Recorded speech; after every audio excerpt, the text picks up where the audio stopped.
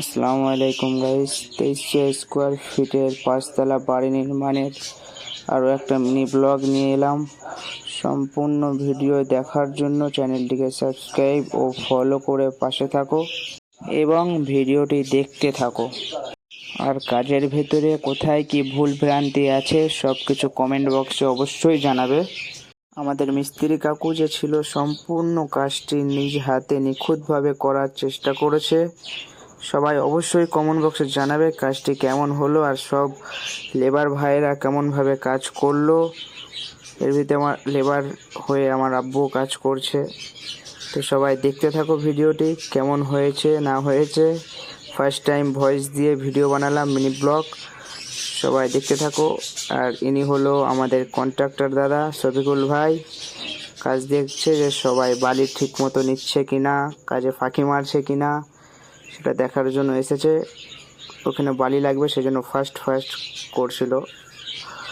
যাই হোক, সম্পূর্ণ ভিডিওটি দেখতে থাকো তোমরা এবং পাশে থাকো।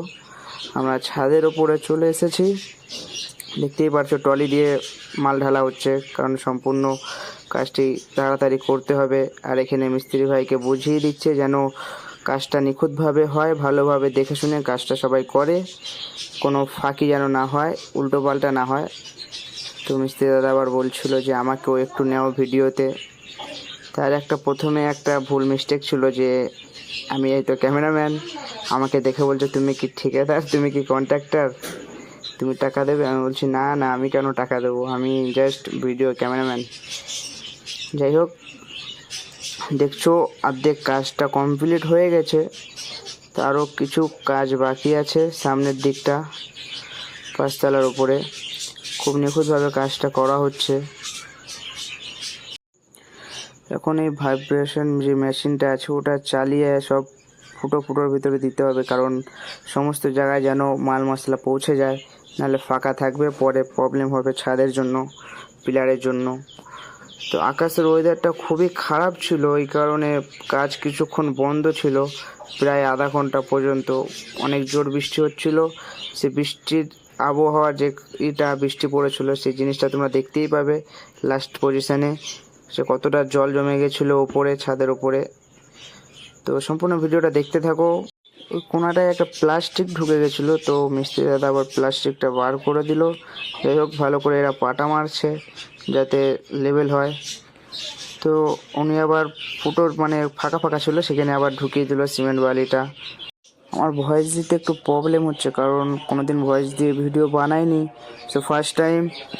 তোমরা ভিডিওটা দেখতে থাকো। আর এখানে দেখতেই পারছো কতটা পরিমাণে জল জমে গেছে, অনেকক্ষণ পরে এসেছে ছাদের উপরে, আধা ঘন্টা পর, প্রায় আধা ঘন্টা বৃষ্টি হয়েছে অনেক জোরে। উপরের যে সিমেন্টের ভাবটা আছে ওটা উঠে গিয়েছে, জাস্ট বালিটা দেখা যাচ্ছে, এতে কোনো প্রবলেম হয় না অবশেষে।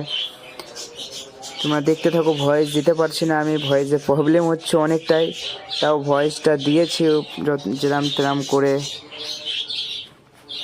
দেখতেই পাচ্ছ কতটা জল জমে গেছে এখানে। তো লিফটের ঢালাই ছিল, এতটা প্রবলেম হয়নি অবশ্যই। এখানে শেষ মুহূর্তে একদম উঁচু হয়ে যাচ্ছিলো, তো কাকুটা আবার কোদাল দিয়ে টেনে টেনে ঠিক করছে। তো সবাই দেখো কাজটা কেমন কি হলো না হলো অবশ্যই জানিও কমেন্ট বক্সে। তো আমি তেমন একটা ভয়েস দিতে পারিনি, অনেকটা ভুল ভ্রান্তি হয়ে গেছে কথার ভেতরে, তো সবাই ক্ষমা নজরে দেখবে আমাকে। আবারও ইনশাল্লাহ নিউ মিনি ব্লগ নিয়ে আসবো, ওতে ভালো করে ভয়েস দেওয়ার চেষ্টা করবো ইনশাআল্লাহ। তো সবাই দেখতে থাকো, পাশে থাকো এবং লাইক সাবস্ক্রাইব করে চ্যানেলটিকে এগিয়ে নিয়ে